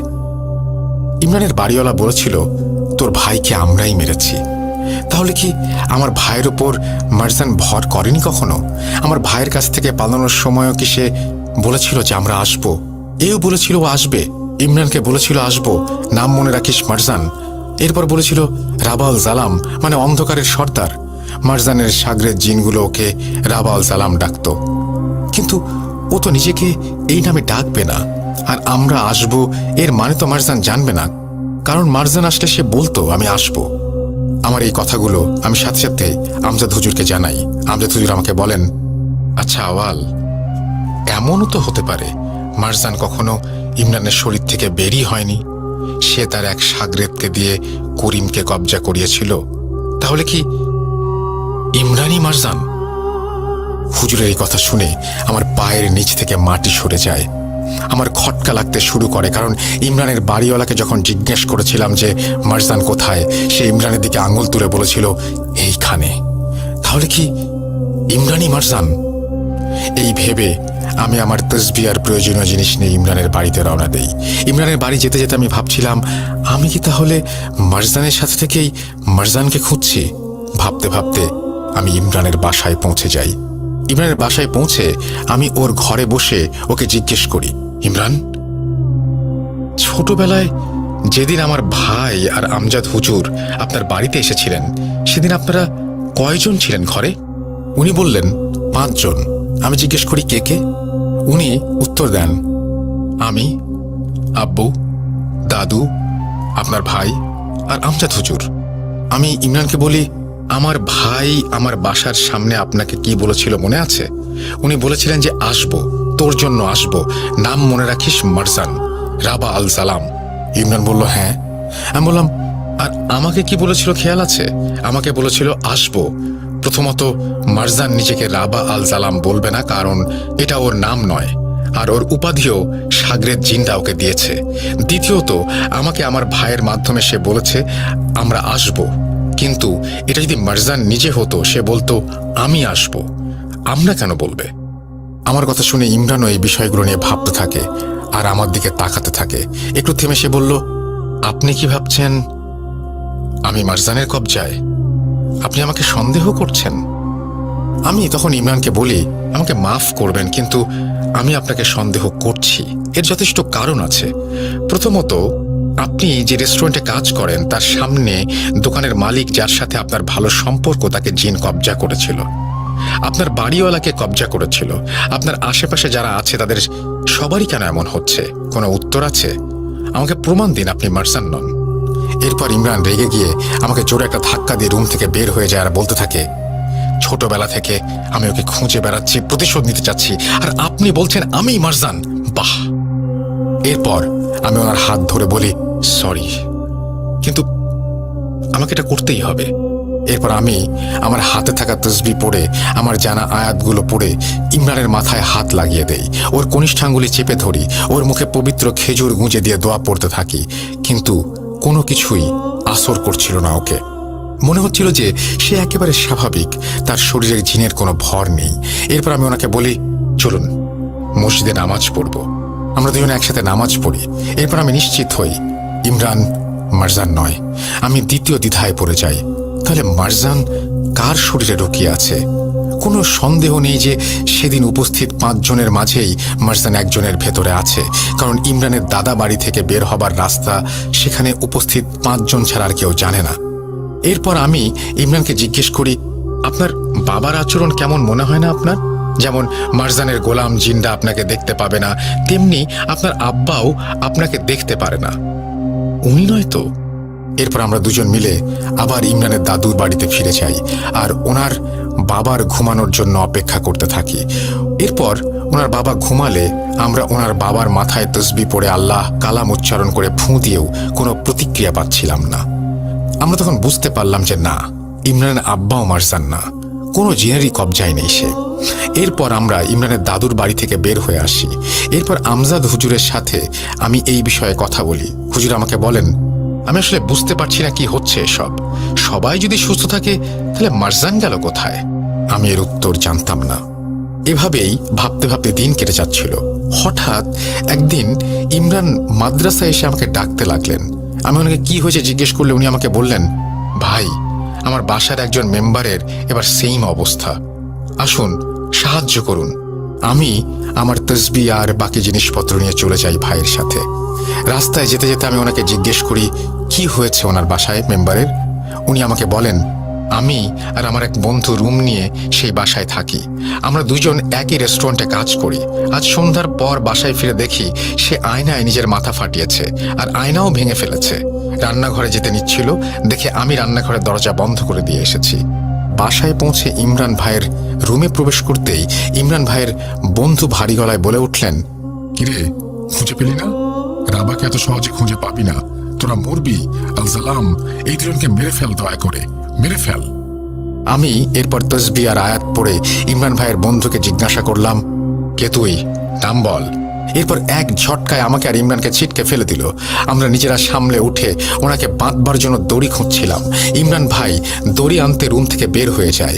উনি বের হবার সাথে সাথেই রুমের দরজা লেগে যায়, কোনোভাবে দরজা খুলছিল না। একে একে রুমের ভেতরে আমিও ভয় পাচ্ছিলাম। এরপর আমি দেখলাম ইমরান ভাইয়ের বন্ধু বিছানায় গিয়ে বসলেন। উনি আমাকে মোটা আওয়াজে বললেন, এখন থেকে আমাদের সাথে প্রথমবার দেখা হলে তোর কলিজায় চাপ দেব, তুই কষ্ট পাবি, তোর সারা শরীর ব্যথায় স্রোত বয়ে যাবে, ছুরিকাঘাত হবে। দ্বিতীয়বার আমাদের দেখলে তোর কলিজার রক্ত তোর নাক দিয়ে বের হয়ে আসবে। তৃতীয়বার আমাদের দেখলে তুই মরবি। এই বলে সে হাসতে লাগলো আর আমার বুকের ভেতর প্রচন্ড ব্যথা অনুভব করতে থাকলাম। মনে হচ্ছিল আমার হৃৎপিণ্ড কেউ ছিঁড়ে ফেলছে। আমার শরীরের শিরায় শিরায় ব্যথা অনুভব করতে লাগলাম। এক পর্যায়ে আমি অজ্ঞান হয়ে গেলাম। এরপর আমার চোখ খুলতে আমি দেখি আমার সামনে ইমরান ভাই আর তার বন্ধু বসে আছে। আমি কি হয়েছে জিজ্ঞাসা করলে ইমরান ভাই কিছু বলতে পারেনি।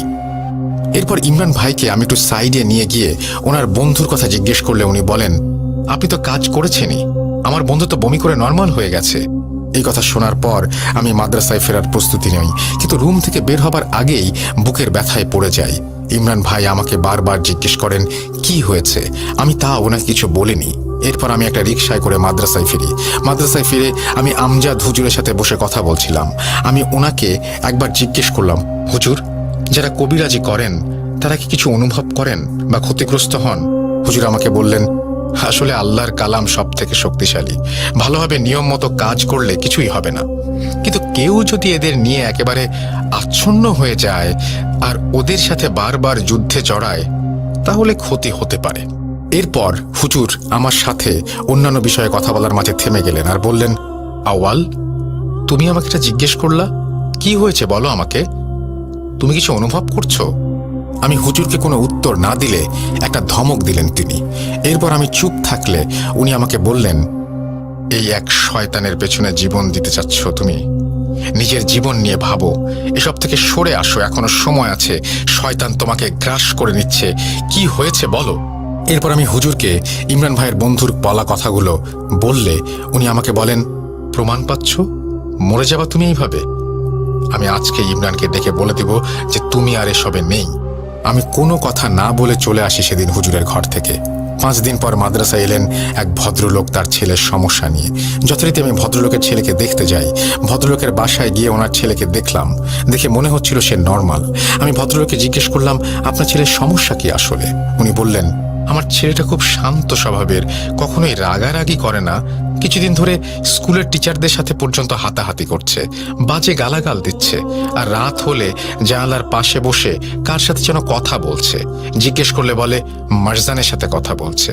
ভদ্রলোকের এই কথা শুনে আমি ওনাকে থামিয়ে দিয়ে বলি, কি বললেন? মারজান? হ্যাঁ, মারজান। আমার ছেলে এই নামটা বারবার বলে আর ভয়ে একেবারে জড়সড় হয়ে যায়। এরপর আমি ভদ্রলোকের ছেলেকে বলি, দেখো বাবা, আমাকে তুমি বন্ধু ভাবতে পারো। তুমি কি কাউকে দেখো? কিছু অনুভব করতে পারলে আমাকে বলো। সে আমাকে বলে সে বিভিন্ন বাজে চেহারার কিছু জিনিস দেখে, যা মানুষ না। তারা নাকি ওকে ধরতে চায়। বাজে চেহারার মানুষগুলো যখন ওকে ধরতে পারে না, তখন একটা বড় কালো ছায়া আসে তাদের মাঝ দিয়ে। সেই ছায়া সামনে এলে বাজে চেহারার জিনিসগুলো নাকি সেই ছায়া মূর্তিটিকে কুর্নিশ করে দুই দিকে সরে যায় এবং সামনে জায়গা করে দেয়। ওই ছায়াটিই নাকি মারজান। এরপর আমি বুঝতে পারি যে এই ছেলেটাও জিনের কবজায় যেতে চলেছে। আমি এরপর সেই ছেলেটাকে একটা তাবিজ দেই, যে তাবিজ তাকে শরীরে ধারণ করতে হবে না। এই তাবিজটা ওর বিছানায় রাখতে হবে বলি, আর ওকে শরীর বন্ধ করার দোয়া শিখিয়ে দেই। এরপর আমি সেখান থেকে চলে আসতে নিলেই সেই ছেলেটা ভারী গলায় বলে, আউয়াল, আমি করিম, তোর ভাই। আমাকে দেখবি না? ওর কথা শুনে আমি হতভম্ব হয়ে পেছনে তাকাই আর দেখতে পারি যে ছেলেটাও জিনের কবজায় চলে গেছে। শয়তানগুলো বুঝতে পেরেছিল যে আমার দেয়া ওষুধ এখান থেকে ওদের দূর করতে পারত, তাই ওষুধের কাজ শুরু হবার আগেই ধরে ফেলেছে ছেলেটাকে। আমি ছেলেটার বাবাকে আর বাসায় থাকা আর একজন পুরুষ মানুষকে দিয়ে ছেলেটার হাত পা ধরে রাখি, আর আমি আয়াত পড়া শুরু করি। আউযুবিল্লাহি মিনাশ শাইতানির রাজিম পড়তেই আমার বুকে ব্যথা অনুভব করি। ধীরে ধীরে ব্যথাটা আমার শরীরে ছড়িয়ে যায়। এরপর আমার নাক দিয়ে রক্ত পড়া শুরু হয়। আমাকে দেখে ছেলেটা হাসতে থাকে আর ভারী গলায় বলে, বলেছিলাম না পরের বার মরবি? রাবা, ওকে এখনই মেরে ফেলো না। ও মরে যাক, মেরে ফেলো ওকে। ছেলের এই কথা শুনে আর আমার এই অবস্থা দেখে ছেলের বাবা আমাকে ধরতে এলে আমি ইশারা দিয়ে ওনাকে থামিয়ে দেই আর খুব কষ্টে দোয়া পড়তে থাকি। ছেলেটি আমাকে বলে, এত দম তোর, হার মানবি না। এরপর আমি রুমে থাকা সবাইকে আয়াতুল কুরসি জোরে জোরে পড়তে বলি। সবাই আয়াতুল কুরসি পড়ছিল আর আমার জানা দোয়া কালাম আমি পড়ছিলাম। সবার আয়াতুল কুরসি পড়া শেষ হলে আমি আমার তসবিহ ছেলেটার মাথায় দিতেই সে মারজান বলে অজ্ঞান হয়ে যায়। এরপর অচেতন অবস্থায় পড়ে যেতে নিলে আমাকেও কেউ পেছন থেকে ধরে ফেলে আর বলে, আওয়াল, তোমাকে বারণ করেছিলাম এসব কাজ করো না। আমি বুঝতে পারি এটা আমজাদ হুজুরের গলা। আমি স্বাভাবিক হয়ে আমজাদ হুজুরকে জিজ্ঞেস করি, হুজুর, আপনি এখানে কেন? হুজুর বলেন, তুমি আমাকে না বলে আবার এসেছো। মাদ্রাসার একজন ছাত্র আমাকে জানিয়েছে তুমি নাকি কাজে গেছো। এরপর আমি এখানে চলে এসেছি তোমাকে থামাবার জন্য। এসে দেখি তুমি নিজেই থেমে যাচ্ছ। আমি এবার আমজাদ হুজুরকে কিছু বলিনি আর ওনার সাথে মাদ্রাসায় চলে আসি। মাদ্রাসায় যাবার পর উনি আমাকে বলেন, তোমাকে ইমরানের কাছ থেকে দূরে থাকতে বলেছিলাম না? তাহলে কেন আবার গেছো? আমি বললাম, হুজুর, এটা ইমরানের আনা কোনো সমস্যা না। এটা তো ছেলেটার বাবা তার ছেলের জন্য নিয়ে এসেছিল। হুজুর আমাকে বললেন, তাহলে তোমার বুকে ব্যথা হলো কেন? মারজান নাম ছেলেটা কিভাবে বলল? আমি কিছুটা অবাক হয়ে যাই। হুজুর কিভাবে জানলেন আমার বুকে ব্যথা হয়েছিল? আর ছেলেটা যে মারজান নাম বলেছে সেটাই বা তিনি কি করে জানলেন? আমি হুজুরকে আর কিছু না বলে আমার ঘরে চলে আসি। আমার মনে এবার হুজুরের বিষয়ে সন্দেহ হতে থাকে। সেদিনের 5 জনের মাঝে কয়জন বাকি আছে যাদের পরীক্ষা করা হয়নি ভাবতে থাকি। আমার ভাই নেই, ইমরান নয়, ইমরানের বাবা নয়, বাকি থাকে ইমরানের দাদু আর হুজুর। আমি এরপর কিছু না ভেবেই ইমরানের কাছে চলে যাই আর ওকে বিষয়টা জানাই। ইমরানকে আমি জিজ্ঞেস করি, কোনোভাবে কি আমজাদ হুজুর হতে পারে মারজান? তখন ইমরান কিছুক্ষণ ভেবে আমাকে খুব চাঞ্চল্যকর একটা তথ্য দেয়। প্রথমবার যে মহিলার স্বামী জিনের কবজায় গিয়েছিল তার বাসায় সেদিন সকালে নাকি আমজাদ হুজুর মিলাদ পড়ানোর জন্য দাওয়াত পেয়ে এসেছিলেন। ইমরান নাকি দেখেছিল। এরপর আমরা প্যারালাইজড লোকটা অর্থাৎ ইমরানের বাড়িওয়ালার বাসায় গিয়ে জানতে পারি যে বাড়িওয়ালার ছেলে যেদিন বিকালে তার বাবার সুস্থতা কামনার জন্য হুজুরকে বাসায় এনেছিলেন। এরপর সর্বশেষ ছোট ছেলেটার বাসায় হুজুর নিজেই গিয়েছিলেন। সর্বশেষ কার বাসায় গিয়েছিলাম জানতে চাইলেন। তখন ইমরান আমার কাছে। আমি ওনাকে পরিচয় দিতে উনি বলেন, ওই লোকটাকে জানেন? আমি বললাম, কে? উনি বললেন, ওই লোকটা আমি যে রেস্টুরেন্টে কাজ করি সেটার মালিক। আমার আর বুঝতে বাকি রইল না যে মারজান আর কেউ নয়, মারজান হচ্ছে আমজাদ হুজুর। এতগুলো বছর ধরে মারজান হুজুরেরই শরীরে বসবাস করছে। আমি ইমরানকে জিজ্ঞাসা করি, আপনি এই বিষয়গুলো আমাকে আগে বলেননি কেন? ইমরান বললেন, হুজুর মিলাদ আর দোয়া করতে এসেছেন এখানে, সমস্যা কিভাবে বুঝবো বলেন? এরপর আমি ইমরানের সাথে বাজারে গিয়ে একটা তসবিহ কিনি আর মাদ্রাসার সামনে আসি। আমি ইমরানকে সরাসরি তার গ্রামের বাড়ি চলে যেতে বলি। এরপর আমি মাদ্রাসার ভেতরে গিয়ে আমজাদ হুজুরকে বলি, হুজুর, গ্রামে একটা দাওয়াত আছে, আজ যাবেন? হুজুর যেতে রাজি হলেন। আমি কৌশলে হুজুরকে নিয়ে চলে যাই ইমরানের গ্রামের বাড়িতে। হুজুর আমাকে রাস্তায় বারবার জিজ্ঞেস করছিলেন কোথায় যাচ্ছি, এই রাস্তায় কেন যাচ্ছি। আমি হুজুরকে বলেছিলাম যে এদিকে আপনি আগেও এসেছিলেন না ইমরানের চিকিৎসা করতে? আমরা ইমরানের বাসায় কিছু দূর পরে একটা বাসায় নিমন্ত্রণ পেয়েছি, ওখানেই যাচ্ছি। এরপর হুজুর আমাকে কিছু জিজ্ঞেস করেননি। আস্তে আস্তে আমরা চলে এলাম। এবার হুজুরকে আমি বলি যে আমরা ইমরানের বাসাতেই যাচ্ছি। একটু সামনেই দেখা যাচ্ছিল ইমরান ওর বাবা আর দাদুকে নিয়ে দাঁড়িয়ে আছে। এতক্ষণে ইমরান ওর দাদা আর বাবাকে সব বুঝিয়ে ফেলেছেন। আমি হুজুরকে পরীক্ষা করার জন্য আমার কিনে আনা নতুন পড়া তসবিটা হুজুরের সামনে এগিয়ে দিয়ে বলি, আপনার জন্য উপহার এনেছি একটা, মারজান। আমার কথা শুনে আমজাদ হুজুরের চেহারার রং বদলে যায়। এরপর উনি কিছু বলেন না। আমি জোর করে ওনার হাতে তসবিহ দিলে উনি সেটা ফেলে দেন। আমি এবার পেছন থেকে ওনার চোখে একটা সাদা কাপড় বেঁধে দেই আর সবাই মিলে ওনাকে ধরে ইমরানের বাসার ভেতরে নিয়ে যাই। এরপর ওনাকে গোল বৃত্তে বানিয়ে বসাই। উনি সেখানে বসলে আমি ওনাকে জিজ্ঞেস করি, কেন এতগুলো জীবন কোনো দামি কি নেই? আমজাদ হুজুর ভারী গলায় বলেন, আমার বুলি চাই, আমার ইমরান চাই। ও আমার চেয়ে অনেক ক্ষমতাশীল। ওর শরীরে আমি থাকতে পারিনি, তাই এতদিন এত সব জিন বশ করে আর মানুষের ক্ষতি করে ক্ষমতা লাভ করেছিলাম। আমি যেন ইমরানের উপর ভর করতে পারি। আমাকে তোরা আমার কাজ করতে দে। এই কথা বলার পরে আমি বুকে প্রচন্ড ব্যথা অনুভব করতে থাকি আর মাটিতে লুটিয়ে পড়ি। আমাকে তখন মারজান বলতে থাকে, তৃতীয়বার এখন তোর সময় শেষ। আওয়াল, বারণ করেছিলাম, সাবধান করেছিলাম তোকে যাস না, এই কাজ করিস না, তুই মানলি না, এবার তুই পড়বি। এরপর আমি অচেতন হয়ে যাই এবং অচেতন হয়ে যাওয়ার অবস্থায় চলে যাচ্ছি দেখে ইমরান উঠে দাঁড়িয়ে মারজানকে বলছে, আমার দোষ সব, আমার জন্য তুই আওয়ালের ভাইকে মারলি, হুজুরকে ধরলি আর আমার মা দাদিকে মারলি। আমি সেদিন দিঘির পারে না গেলে কিছুই হতো না। আর কত জান নিবি তুই? আমাকে চাই তোর, এই নে আমাকে, চলে আয় আমার ওপর। এই বলে ইমরান ওই বৃত্তের ভেতরে নিজের পা নিলে আমি তাকে কোনো রকমে ধরে ফেলি। ইমরান এরপর পড়ে যায় মাটিতে। ওর বাবা আর দাদু ওকে ধরে ফেলে। এরপর আমি ইমরানকে আগে থেকে জোগাড় করে রাখতে বলা একটা খাসি নিয়ে আসতে বলি। ইমরান খাসি নিয়ে আসলে আমি সেই খাসিটার বৃত্তের ভেতর ঢুকিয়ে হুজুরের কনিষ্ঠাঙ্গুলি চেপে ধরি আর সবাইকে দোয়া পড়তে বলি।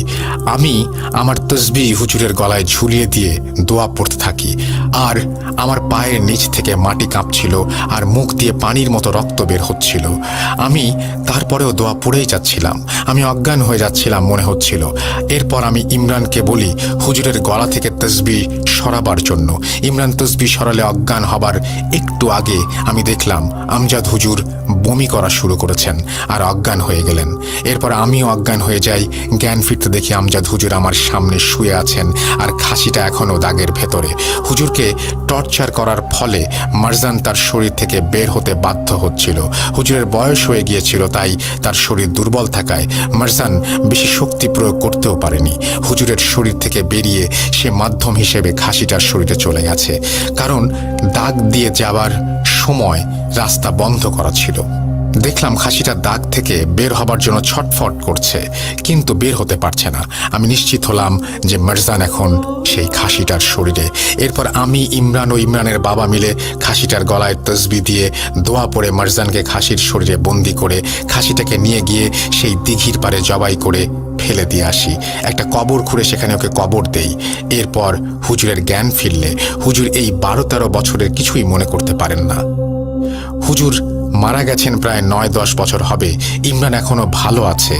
ইমরানের বাবা আর দাদু আর বেঁচে নেই বার্ধক্যজনিত কারণে। এরপর আমাদের কারো আর কোনো রকমের সমস্যা হয়নি, কিন্তু কেন যেন আমি এই বুকের ব্যথা আর শরীরের ব্যথা আজও অনুভব করি। এই বলে আওয়াল হুজুর তার ঘটনা শেষ করেন। রাত প্রায় 11টা। আমি আগামীকাল ওনার সাথে আবার দেখা করব বলে ওনাকে জানাই। ওনার ফোন নাম্বার চাইলে উনি বলেন, বাবা, আমি এদিক ওদিক ঘুরে বেড়াই, বিয়ে শাদী করে নিয়ে বাচ্চা কাচ্চাও নেই, মোবাইল কেনার টাকাই বা পাবো কোথায়, কিনবই বা কি দিয়ে। এরপর আমি সেদিনের মতো বাসায় চলে আসি, কিন্তু আশ্চর্যজনকভাবে আমি পরের দিন গিয়ে হুজুরকে আর পাইনি। ইমাম সাহেবকে জিজ্ঞেস করলে উনি বলেন যে মাহফিলে কত হুজুরই তো আসেন, আউয়াল হুজুরকে সেটা উনি নিশ্চিত হয়ে বুঝতে পারছেন না। আমি ওনাকে চেহারার বর্ণনা দিলে উনি বলেন, গতকাল রাতে মনে হয় এমন কাউকে দেখলাম খুব বিচলিত হয়ে ব্যাগ কাপড় উঠাচ্ছেন। কি হয়েছে জিজ্ঞেস করতেই বললেন যে ওনার খুব জরুরি একটা কাজ আছে, ওনাকে যেতেই হবে। এটা বলে সে চলে যায়। এই ছিল ঘটনা আজকের। এত বড় ঘটনা পড়ে শোনাবার জন্য আপনাকে ধন্যবাদ, আর সময় ও ধৈর্য নিয়ে শোনার জন্য আপনাদেরও ধন্যবাদ। আবার কথা হবে নতুন এপিসোডে নতুন কোনো ঘটনা নিয়ে। সেই পর্যন্ত সবাই ভালো থাকুন, সুস্থ থাকুন, আর ভূত.com-এর সাথেই থাকুন। আমি সাবিত আজ বিদায় নিচ্ছি। আসসালামু আলাইকুম। ইটস আ লং স্টোরি, এবং এরকম স্টোরি আমরা আরও বেশি চাই। বড় স্টোরি সবার পছন্দ, আমারও পছন্দ, আপনাদেরও পছন্দ। সুতরাং আমরাও চাইবো যে বড় স্টোরি আপনারা বেশি বেশি করে পাঠান। এবং আমাদের পাঠানোর নিয়ম তো জানেনই, আমাদের পাঠাতে হলে পাঠাতে হবে russell.booth.com@gmail.com এই অ্যাড্রেসে। আশা করবো যে আপনাদের ঘটনা পেয়ে যাব। আমাদের ফেসবুক পেজ হচ্ছে www.facebook.com/russell.স্বাধীন। আমরা চলে যাব আমাদের পরবর্তী ঘটনায়। ইয়েস, এই ছিল বলতে গেলে আমাদের আজকের এপিসোড। এবং আপনারা নিশ্চয়ই সবাই ভালো আছেন, ভালোর দলে আছেন।